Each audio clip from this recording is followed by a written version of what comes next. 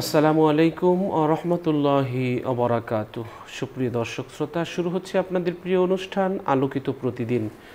দেশে আছেন যারা, প্রবাসে আছেন যারা, যে যেখান থেকে এই অনুষ্ঠান দেখছেন শুনছেন, সকলকে হৃদ্রিক শুভেচ্ছা। দর্শক, আজ আমরা আমন্ত্রণ জানিয়েছি একজন বিশিষ্ট ইসলামী চিন্তাবিদকে। আমাদের সাথে আছেন দুর্বাটি মদিনাতুল উলুম কামিল মাদ্রাসার সম্মানিত প্রধান মুহাদ্দিস, বিশিষ্ট ইসলামী চিন্তাবিদ ডক্টর মুফতি মুর্শেদ আলম সালিহি। আসসালামু আলাইকুম রহমতুল্লাহ। ওয়ালাইকুম আসসালাম ওয়া রাহমাতুল্লাহি ওয়া বারাকাতুহু। মোহতারাম, কেমন আছেন? আলহামদুলিল্লাহ, আল্লাহ পাক অনেক ভালো রেখেছেন, আপনিও ভালো আছেন আশা করি। আলহামদুলিল্লাহ, ভালো আছি। দর্শক, আজ আমরা যে বিষয়টি নিয়ে কথা বলবো সেটি হচ্ছে ইসলামে স্বাস্থ্য পরিচর্যা। খুব গুরুত্বপূর্ণ একটি বিষয়। আসলে আমরা ব্যস্তময় জীবনে আমিকে নিয়ে কখনো চিন্তা করার সুযোগ হয় না। আমরা একটা সময় খুব ছুটে চলি, নিরন্তর ছুটে চলি, পয়সা রোজগারের জন্যে পরিশ্রম করি, কিন্তু সেটা এতটাই হয় যেটা অনেক সময় সাধ্যের বেশি আমরা করে ফেলি এবং অনিয়মিত হয়ে যাই, যে কারণে এক সময় আবার সেই পয়সা স্বাস্থ্যের জন্যেই খরচ করতে হয়। স্বাস্থ্য নষ্ট করে যে পয়সা আমরা করি, স্বাস্থ্যকে বেশি পরিমাণ ক্ষতির সম্মুখীন করে, যেটা রাত জাগা, তারপর হলো নানানভাবে আমরা স্বাস্থ্যর যে ঝুঁকিগুলো আমরা নিজেরাই করে থাকি, দেখা যায় যেই পয়সা ইনকাম করতে গিয়ে আমরা স্বাস্থ্যের ক্ষতি করি, আবার স্বাস্থ্য মেরামত করার জন্যে সেই পয়সাই আমাদের খরচ করতে হয়। এই জন্য আমাদের স্বাস্থ্য সচেতনতা দরকার আমাদের সবার। প্রত্যেক মুমিনের কর্তব্য হলো তার শরীর স্বাস্থ্যের বিষয়ে সচেতন থাকবে। একজন মুমিন প্রথমত খেয়াল রাখবে তিনি যেন শারীরিক এবং মানসিক অসুস্থ হয়ে না পড়েন। কখনো অসুস্থ হলে চিকিৎসকের পরামর্শ নিতে হবে দ্রুত। কোনো অলসতা বা শৈথিল্যতা প্রদর্শন করা যাবে না এ ব্যাপারে। নবী সাল্লাল্লাহু আলাইহি সাল্লাম সাহাবীদের দ্রুত চিকিৎসা গ্রহণে উৎসাহিত করেছেন এবং তিনি নিজে অসুস্থ হলে তাৎক্ষণিক চিকিৎসা গ্রহণ করেছেন। নবীজি বলেছেন, হে আল্লাহর বান্দাগণ, তোমরা চিকিৎসা গ্রহণ করো, কেননা মহান আল্লাহ এমন কোনো রোগ সৃষ্টি করেননি যার প্রতিষেধক সৃষ্টি করেননি। তবে একটি রোগ আছে যার কোনো প্রতিষেধক নেই, তা হলো বার্ধক্য। আবু দাউদ শরীফের হাদিস। অসুস্থ হলে চিকিৎসা গ্রহণ করা ইবাদত। রাসূল সাল্লাল্লাহু আলাইহি সাল্লাম বলেছেন, আল্লাহ তাআলা রোগ দেন, রোগের প্রতিষেধকও নাজিল করেন, আর প্রত্যেকটি রোগেরই চিকিৎসা রয়েছে। সুবহানাল্লাহ। আল্লাহর রহমতে আমরা রোগের ঔষধ পেয়ে থাকি। এমন কোনো সমস্যা নেই যার তালা নেই, যার চাবি পৃথিবীতে নেই, এমন কোনো সমস্যা নেই। এজন্যে আমরা অসুস্থ হলে আমরা চিকিৎসা করব। আমরা নিজেদের স্বার্থে, পরিবারের স্বার্থে, দেশ এবং জনগণের স্বার্থে আমরা কর্তব্য হিসেবে স্বাস্থ্যবিধি আমরা আমাদের যে স্বাস্থ্য সচেতন হব এবং স্বাস্থ্যের প্রতি আমরা খেয়াল রাখব। আমরা আমাদের স্বাস্থ্যকে একসময় আমরা শেষ করি, কিন্তু যখন আমরা স্বাস্থ্যের প্রতি জুলুম করি তখন আমরা বুঝতে পারি না। আসলে ইসলামের দৃষ্টিতে স্বাস্থ্য হলো আল্লাহর দেওয়া একটি অমূল্য নেয়ামত। শরীরের যত্ন নেওয়া, সুস্থ থাকা, অসুস্থ হলে চিকিৎসা গ্রহণ করা একটি গুরুত্বপূর্ণ ইবাদত এবং দায়িত্ব। ইসলামে স্বাস্থ্যকর জীবনযাপনের মাধ্যমে শরীর এবং মনের সুস্থতা বজায় রাখা এবং সুষম খাদ্যাভ্যাস, পরিমিত বিশ্রাম এবং নিয়মিত ব্যায়ামের উপর ইসলাম জোর দিয়েছে। এজন্য আমরা স্বাস্থ্যের প্রতি যত্নবান হব এবং আমরা চিকিৎসা করব। যখনই আমরা অসুস্থ হব তখনই আমরা রোগকে কখনো পুষে রাখব না।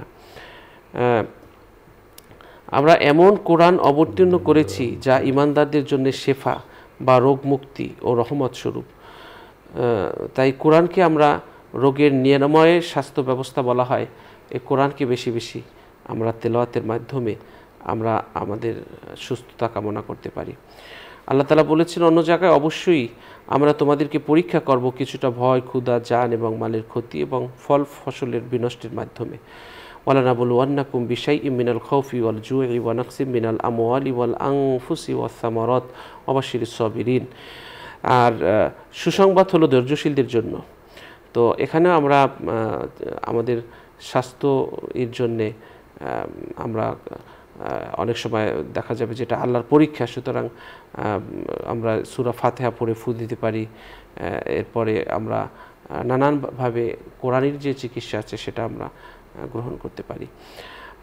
আব্দুল্লাহ ইবনে আব্বাস রাদিয়াল্লাহু তাআলা আনহু হতে বর্ণিত, তিনি বলেন নবী করিম সাল্লাল্লাহু আলাইহি সাল্লাম বলেছেন, দুটি নিয়ামতের ব্যাপারে অধিকাংশ মানুষ ধোঁকার মধ্যে রয়েছে, তা হলো সুস্থতা এবং অবসর। এরপর আরেকটি হাদিসে বলা হয়েছে নবী সাল্লাল্লাহু আলাইহি সাল্লাম জনৈক ব্যক্তিকে উপদেশ স্বরূপ বলেন, 5টি বস্তুর উপর 5টি বস্তুকে গনিমত মনে করবে, তোমার বার্ধক্য আসার পূর্বে যৌবনকে, তারপর পীড়িত হওয়ার পূর্বে সুস্থতাকে, দারিদ্রতার পূর্বে সচ্ছলতাকে, ব্যস্ততার পূর্বে অবসরকে এবং মৃত্যুর পূর্বে জীবনকে। তো আমরা চেষ্টা করব যে আমরা যেন আমাদের স্বাস্থ্যকে রক্ষা করতে পারি। তারপর রাসূল সাল্লাল্লাহু আলাইহি ওয়াসাল্লাম অন্য একটা জায়গায় বলেছেন, একটি হাদিসে আবু হুরায়রা রাদিয়াল্লাহু তাআলা আনহু বলেন, রাসূল সাল্লাল্লাহু আলাইহি ওয়াসাল্লাম 5টি ফিতরাত বা স্বভাবগত বৈশিষ্ট্যের কথা বলেছেন, যথা গোঁফ ছোট করা, বগলের লোম পরিষ্কার করা, নখ কাটা, তারপরে গোপন স্থানে লোম পরিষ্কার করা এবং খাতনা করা। তো শারীরিক যত্ন পরিচর্যার জন্য এই কাজগুলো করতে উৎসাহিত করা হয়েছে। আব্দুল্লাহ ইবনে আব্বাস রাদিয়াল্লাহু তাআলা হতে বর্ণিত, নবী করিম সাল্লাল্লাহু আলাইহি সাল্লাম বলেছেন, 3টি জিনিসের মধ্যে রোগ মুক্তি আছে, যথা মধুপানে, শিফা লাগানোতে, সিঙ্গা লাগানোতে, মধুপানে এবং আগুন দিয়ে দাগ লাগানোতে, তবে আমি আমার উম্মতকে আগুন দিয়ে দাগ লাগানো নিষেধ করেছি। তো আমরা চিকিৎসা করব এবং আমাদের স্বাস্থ্য সচেতনতা সৃষ্টি করব সবার মাঝে। দর্শক, চলুন বিষয়টি নিয়ে আলোচনা শুনছি অতিথির কাছ থেকে। জি মোহতারাম। হ্যাঁ জি, ধন্যবাদ সুযোগ্য উপস্থাপক। অত্যন্ত গুরুত্বপূর্ণ একটি বিষয় আপনি নির্বাচন করেছেন। আমরা দেখতে পাচ্ছি আমাদের দেশে চিকুনগুনিয়া, ডেঙ্গুর খুব প্রভাব চলছে, প্রতিনিয়তই কিছু না কিছু মানুষ মারা যাচ্ছে।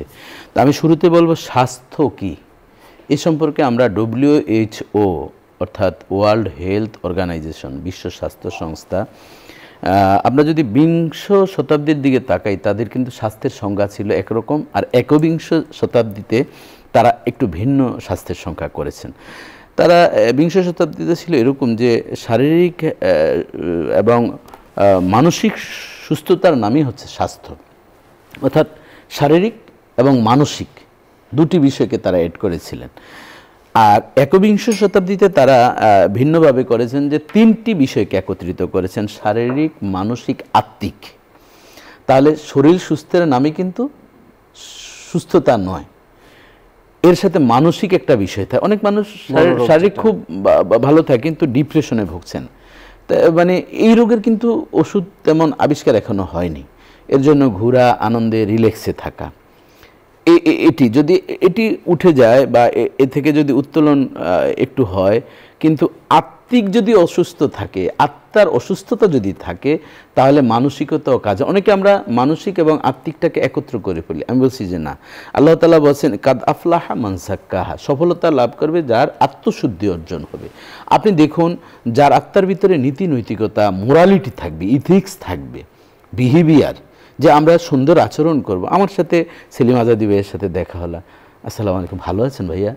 এই যে আমি একটু বল, আপনি একটু মুস্কি হাসি দিয়ে উত্তর দিলেন, কথা বলেন, রাসূলুল্লাহ সাল্লাল্লাহু আলাইহি ওয়াসাল্লাম বলেন এই যে একটু পরস্পর, আল মুসলিম আকুল মুসলিম, এক মুসলমান আরেক মুসলমানের ভাই, একটু কথা বলছেন হাসি মুখে, এতে রাসূলুল্লাহ সাল্লাল্লাহু আলাইহি ওয়াসাল্লাম একটি সাদাকার সওয়াব আল্লাহ তাআলা আমলনামায় দান করবেন।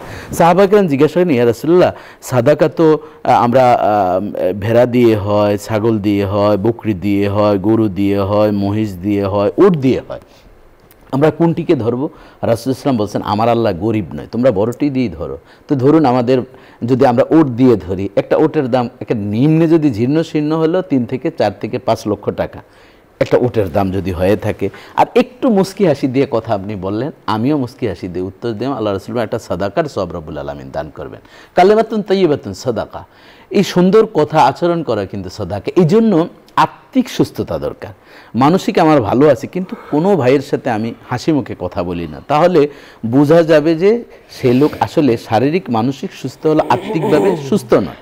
আর এই আত্মিকভাবে সুস্থতার জন্য আলা বিজিক্রিল্লাহি তাতমাইন্নুল কুলুব, যে আত্মার প্রশান্তির জন্য আল্লাহর জিকির, আল্লাহকে স্মরণ করা, আল্লাহর কোরআন তেলাওয়াত করলে তখন কিন্তু তার শারীরিক মানসিকের সাথে আত্মার সুস্থতা হয়। তাহলে WHO, এই ওয়ার্ল্ড হেলথ অর্গানাইজেশন, তারা ঐক্যমত পোষণ করেছেন যে মানুষের 3টি যখন বেটে বলে মিলে যাবে তখন ব্যক্তি সুস্থ, আর যখন সুস্থ তখন তার সমস্ত কাজ একেবারে গতিশীল হয়ে যায়।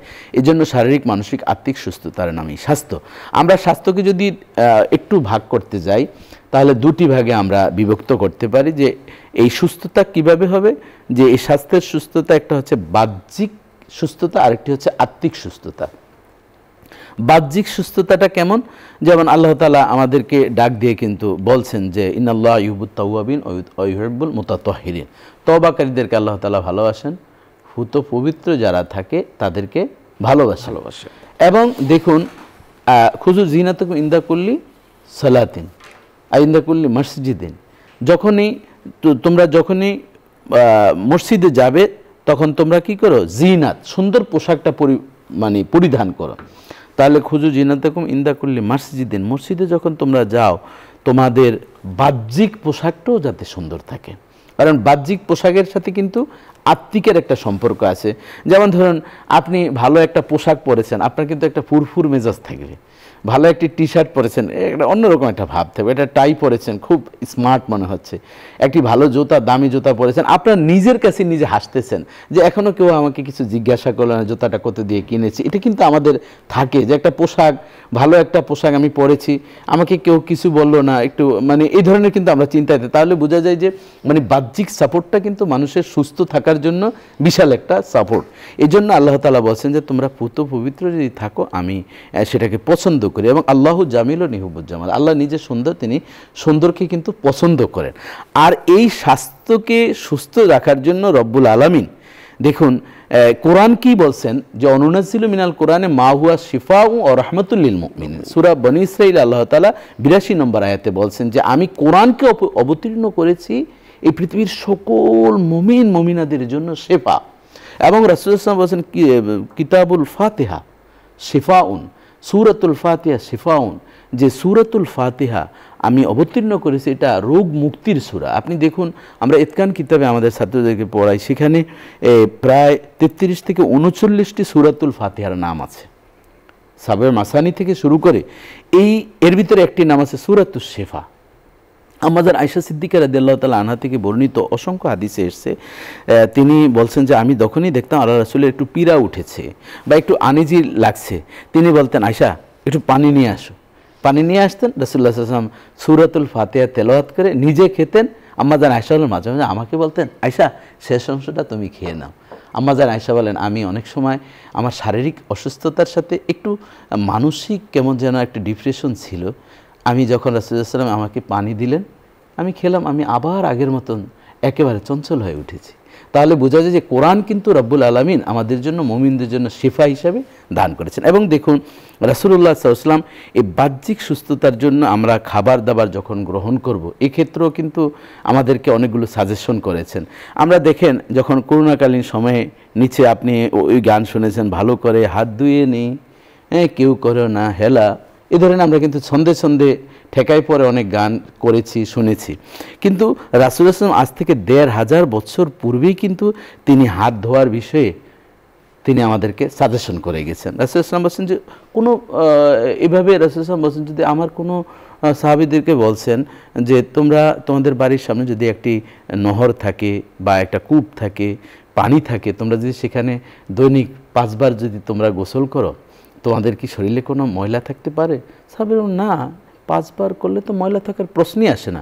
তাহলে এটির উদাহরণ হচ্ছে 5 ওয়াক্ত নামাজ যে পড়বে তার শরীরে কোনো গুনাহ থাকবে না। এবং দেখেন আবু হুরায়রা রাদিয়াল্লাহু তাআলা থেকে বর্ণিত হাদিসখানে যে আলা আদুল্লুকুম আলা মা ইয়ামহুল্লাহু বিহিল খতায়া, রাসূলুল্লাহ সাল্লামকে বললেন একবার যে আমি তোমাদেরকে এমন বিষয়ে অবহিত করব, আলা আদুল্লুকুম আলা মা ইয়ামহুল্লাহু বিহিল খতায়া, তোমাদের সমস্ত গুনাহগুলোকে আল্লাহ তাআলা ক্ষমা করে দিবেন, ওয়ারফাউ বিদ দারাজা, তোমাদের সম্মানকে আল্লাহ তাআলা বৃদ্ধি করে দিবেন। সাহাবায়ে কেরাম বললেন যে গুনাহ মাফ হয়ে যাবে, সম্মানও বৃদ্ধি পাবে। হ্যাঁ ইয়া রাসূলুল্লাহ, ক্বালু বালা, আমরা চাই সে বিষয় সম্পর্কে জানতে। আল্লাহ রাসূল বলেন ক্বালা ইসবাগুল উজু আলা মাকারি, যদি কষ্ট হয় তোমরা উজুটা কিন্তু নামাজের আগে, প্রত্যেক নামাজের পূর্বে তুমি উজু করে নিবে। আপনি দেখবেন অনেক সময় আমাদের পেশাবের চাপ হয়, নামাজটা পড়ে নি তারপর উজু করব, এরকম কিন্তু হয়, এতে কিন্তু নামাজ মাকরু হয়ে যাবে। এই জন্য শীতকালে বিশেষ করে এটি হয়ে থাকে। এই জন্য কষ্ট হলো আমরা যাতে আমাদের উজুটাকে পরিপূর্ণ করি। তাহলে উজু যখনই করব তখন কিন্তু আমাদের হাত ধোয়া হয়ে যায় স্বাভাবিকভাবে। আপনি 5 ওয়াক্ত নামাজে উজু করেন, রাসূলুল্লাহ সাল্লাল্লাহু আলাইহি ওয়াসাল্লাম বলছেন যে বিকত্রিল মা, গুনাহগুলো শেষ ড্রপ, শেষ ফুটার সাথে সাথে পড়ে যায়। অবাক হয়ে যাওয়ার মতো বিষয়। ইমাম আবু হানিফা রহমতুল্লাহ আলাইহির জীবনী পড়তে গিয়ে দেখলাম ইমাম আবু হানিফা রহমতুল্লাহ আলাইহি কত বড় একজন আল্লাহর ওলি ছিলেন, তাবিঈ ছিলেন। তিনি বলছেন যে আমি দেখতে পেয়েছি যে যখন উজু করেছি, আমি যদি কোনো একদিন রাস্তায় বের হয়েছি বা কোনো কারণে যদি আমাকে দিয়ে আমার মনে হচ্ছে পাপ হয়েছে, আমি উজু করার সাথে সাথে দেখতেছি পানির ড্রপের সাথে কালো কালো যেন কি বের হয়ে যাচ্ছে। তখন আমি বুঝতে পারলাম যে রাসূলুল্লাহ সাল্লাল্লাহু আলাইহি ওয়াসাল্লাম বলছেন যে বিকত্রিল মায়ে, পানির শেষ ড্রপের সাথে গুনাহগুলো ঝরে পড়ে যাবে, হাত দিয়ে গুনাহ, মুখ দিয়ে গুনাহ। আমি দেখতে পেলাম যে আমার গুনাহগুলো সেভাবে কালো রঙের আকৃতিতে বের হয়ে যাচ্ছে। সুবহানাল্লাহ, যিনি আল্লাহকে 100বার তিনি দেখেছেন এবং তার কত গুণাবলী রয়েছে, সেই ইমাম আবু হানিফা রাহমাতুল্লাহ সেভাবে বলছেন। দেখুন রাসূলুল্লাহ আব্দুল্লাহ ইবনে ওমর রাদিয়াল্লাহু তাআলা থেকে হাদিস কেনা বর্ণিত, মুসলিম শরীফের 2020 নম্বর হাদিসে এসেছে, আল্লাহ রাসূল বলেছেন ইজা আকালা আহাদুকুম ফালিয়াকুল, তোমরা বি ইয়ামিনি ওয়া ইয়াশরাবু বি ইয়ামিনি, তোমরা ডান হাত দিয়ে খাও এবং ডান হাত দিয়ে পান করো, কারণ ফাইন্না শয়তানি ইয়াকুলু বিশিমালি ওয়া ইয়াশরাবু বিশিমালি, শয়তান কিন্তু বাম হাত দিয়ে খায় এবং বাম হাত দিয়ে পান করে। আপনি অবাক হয়ে যাবেন, আমরা যখন একটু নিজেদেরকে আভিজাত্য মনে করি, উচ্চ শিক্ষিত মনে করি বা বন্ধু মহলে আড্ডা দিচ্ছি বা যে কোনো আভিজাত্য জায়গায় যাই, তখন বাম হাত দিয়ে আমরা পান করি। এটি কিন্তু শয়তানের কাজ, এটি ইবলিসের কাজ। আর ইবলিস কিন্তু আমাদেরকে বিভিন্নভাবে প্রমোট করে থাকে। রাসূলুল্লাহ সাল্লাল্লাহু আলাইহি ওয়াসাল্লাম বলছেন ডান হাত দিয়ে খাও, ডান দিক থেকে তুমি খাও। তাহলে ডান দিকটা হচ্ছে আল্লাহর দিক, ডান দিকটা হচ্ছে নবীর দিক। নবী ডান দিক থেকে কাজ করতেন, হাঁটার সময় বলছেন তুমি ডান দিক থেকে হাঁটো। তাহলে বোঝা যায় ডানের ভিতরে একটা বরকত রয়েছে, আমরা সেই বিষয়টি আমাদের খেয়াল করা উচিত। এবং দেখুন রাসূলুল্লাহ সাল্লাল্লাহু আলাইহি ওয়াসাল্লাম আমাদেরকে আরও বলছেন যে আমরা যখন খাবার গ্রহণ করব, সালমান ফারসি রাদিয়াল্লাহু তাআলা থেকে বর্ণিত, আল্লাহ রাসূল বলেন ইজা আকালতা ফাকসিল ইয়াদাইকা ক্বাবলা আত-তাআম ওয়া বা'দাহু, যখন তোমরা খাবার গ্রহণ করবে তখন তোমরা খাবার গ্রহণের আগে হাত ধৌত করো, ও বা'দাহু, খাবার গ্রহণের পরে হাত ধৌত করো। এখানে একটি বিষয়, নিচে আপনিও বিভিন্ন 5 স্টার হোটেলে গিয়েছেন, 3 স্টার, বিভিন্ন কারণবশত আমাদের বিভিন্ন জায়গায় যেতে হয়। আপনি দেখবেন বহু মানুষকে আমি দেখেছি তারা হাত ধৌত করে কীভাবে, টিস্যুতে মুছে।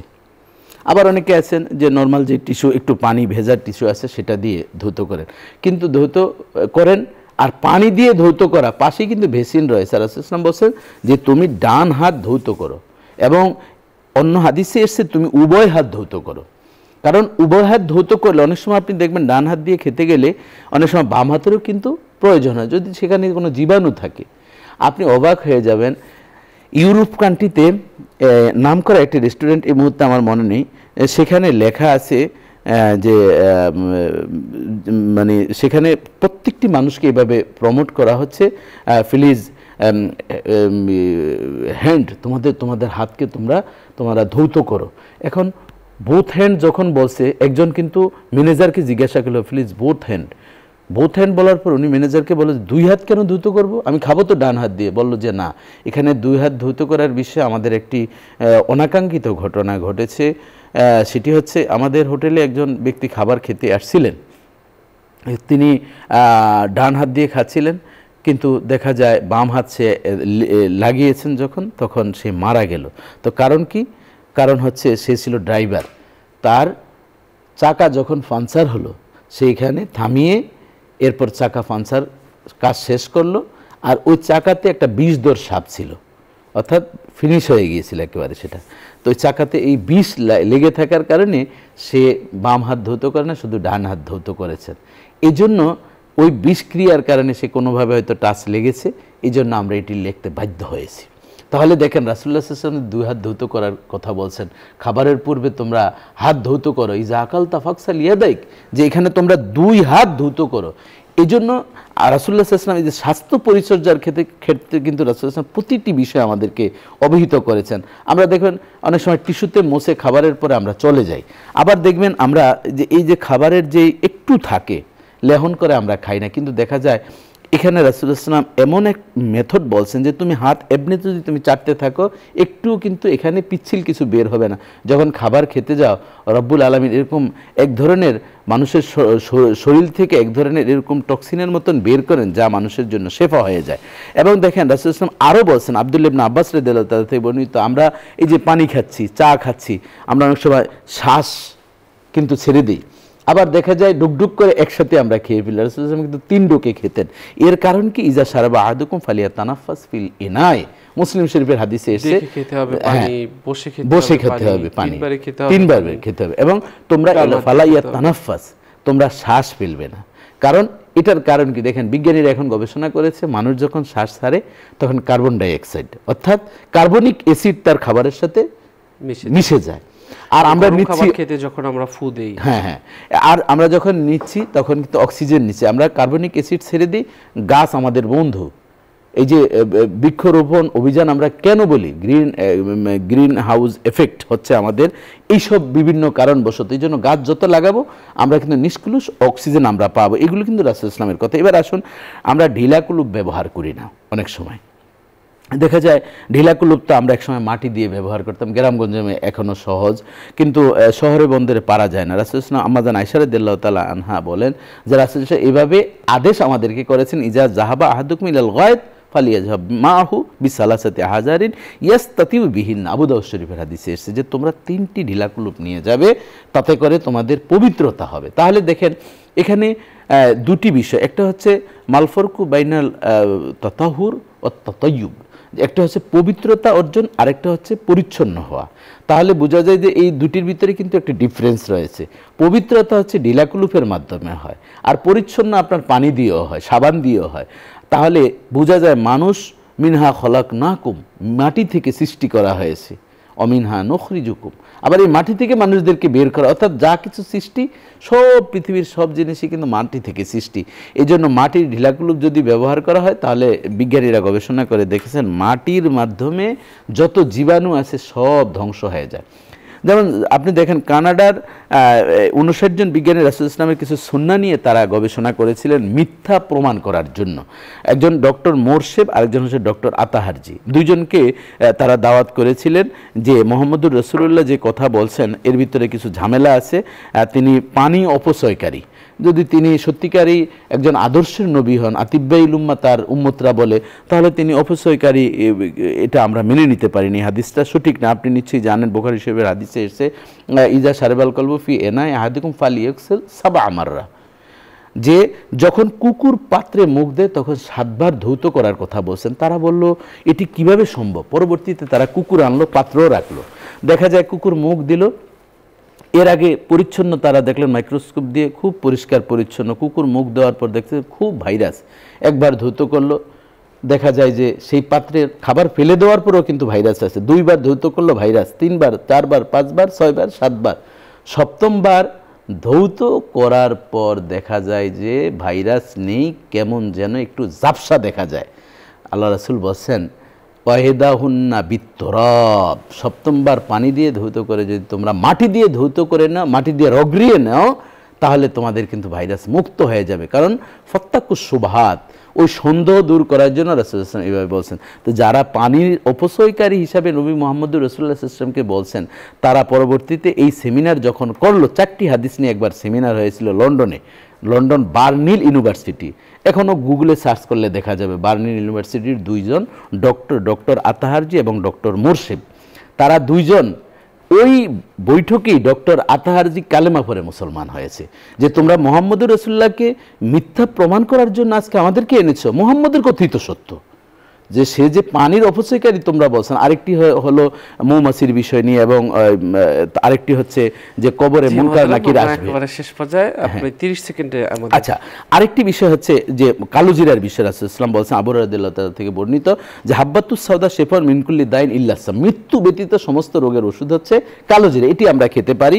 বুখারী শরীফের হাদিসে এসেছে। এবং রাসূলুল্লাহ সাল্লাল্লাহু আলাইহি ওয়াসাল্লাম আজওয়া খেজুরের বিষয়ও বলছেন, মান তাসাব্বা কুল্লি ইয়ামিন সাবু তামারাতিন আজওয়া আল্লাহি উদররুহু ফি যালিকাল ইয়াম সাম্মা ওয়ালা সিহর, যে তাকে এই মানে বিষ এবং জাদুটনো তাকে কখনো স্পর্শ করতে পারবে না। প্রতিদিন সকালে যদি 7টা আজওয়া খেজুর খেতে পারে। নিচে আপনার জানা আছে গত 4 থেকে 5 বছর আগে ইরানের একজন ইসলামিক স্কলার, তাকে নিয়ে যখন ইহুদিরা খুব এই হাদিসের বিরোধিতা শুরু করলো, যে হাদিসটা ইবনে মাজাহ শরীফে আসছে, তখন তিনি ডুক করে ওই মজলিসেই কিন্তু বিষ খেয়েছিলেন। এখনও তিনি জীবিত আছেন, মাঝে মধ্যে তার ইসলামিক মোটিভেশন তিনি দিয়ে থাকেন ইসলামের উপরে। তিনি ওই আজোয়া খেজুর খেতেন এবং ওদিনও তিনি আজোয়া খেজুর খেয়ে এসছেন।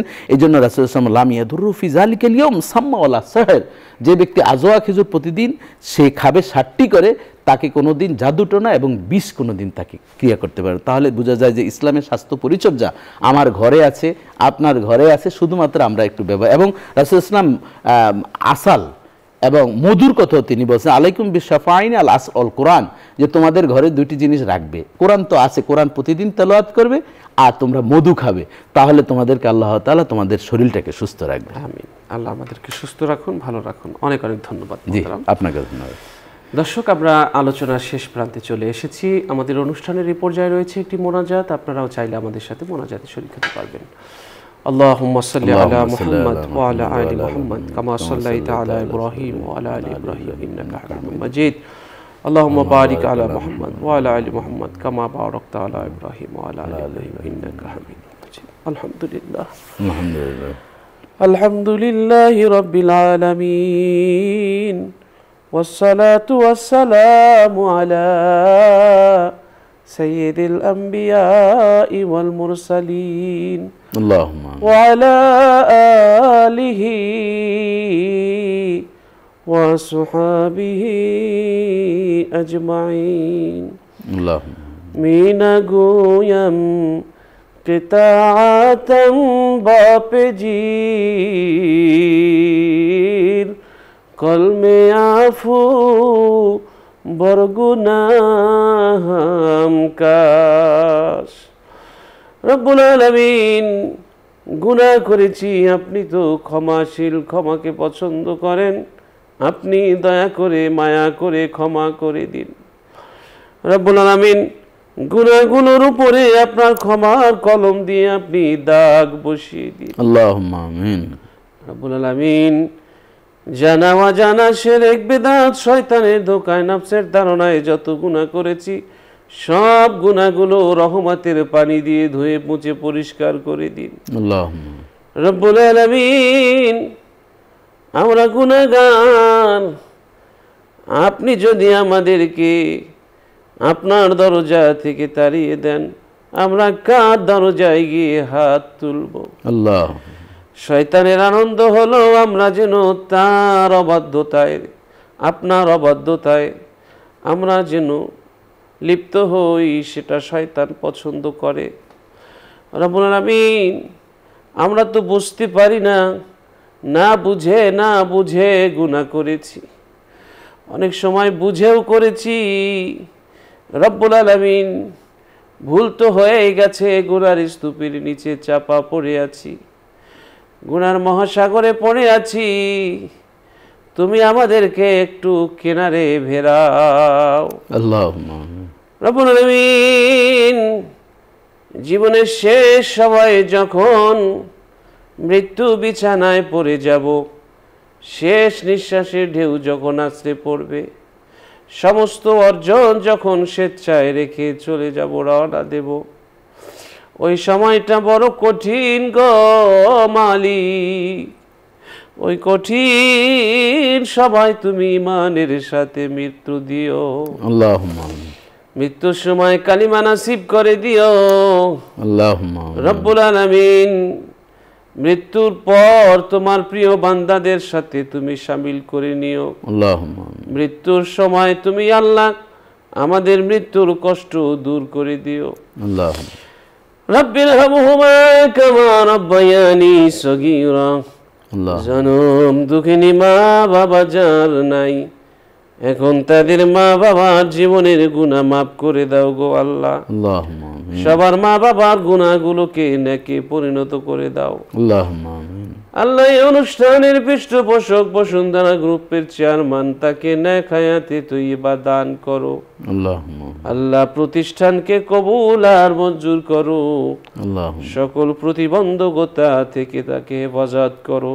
আল্লাহুম্মা সুবহান রাব্বিকা রব্বিল ইজ্জাতি আম্মা ইয়াসিফুন ওয়া সালামুন আলাল মুরসালিন ওয়ালহামদুলিল্লাহি রাব্বিল আলামিন। আমিন আমিন আমিন। দর্শক, দীর্ঘ সময় আমাদের সাথে থাকার জন্য অনেক অনেক ধন্যবাদ। আলোকিত প্রতিদিনের অনুষ্ঠানটি একটি জনপ্রিয় অনুষ্ঠান। ইসলামী ব্যক্তিত্ব জগতের উজ্জ্বল নক্ষত্রগণ এখানে আমন্ত্রিত হয়ে থাকেন। তাদের তথ্যতাত্ত্বিক আলোচনা উপস্থাপনের মাধ্যমে এই অনুষ্ঠানকে অলংকিত করে থাকেন। এই অনুষ্ঠান আপনি নিয়মিত দেখুন, আপনার আত্মীয় স্বজন আপনজনকেও দেখতে উৎসাহিত করুন। আমাদের বিশ্বাস আপনাদের জীবন পরিবর্তন হবে। আমাদের বিশ্বাস ইহকাল এবং পরকালে সাফল্যের পথে আপনি তৈরি হতে এই অনুষ্ঠানগুলো সহায়ক ভূমিকা পালন করবে। আল্লাহ সকলকে কামিয়াব নসিব করুন, সেই প্রত্যাশায় বিদায় নিচ্ছি। আসসালামু আলাইকুম ওয়া রাহমাতুল্লাহি ওয়া বারাকাতুহু।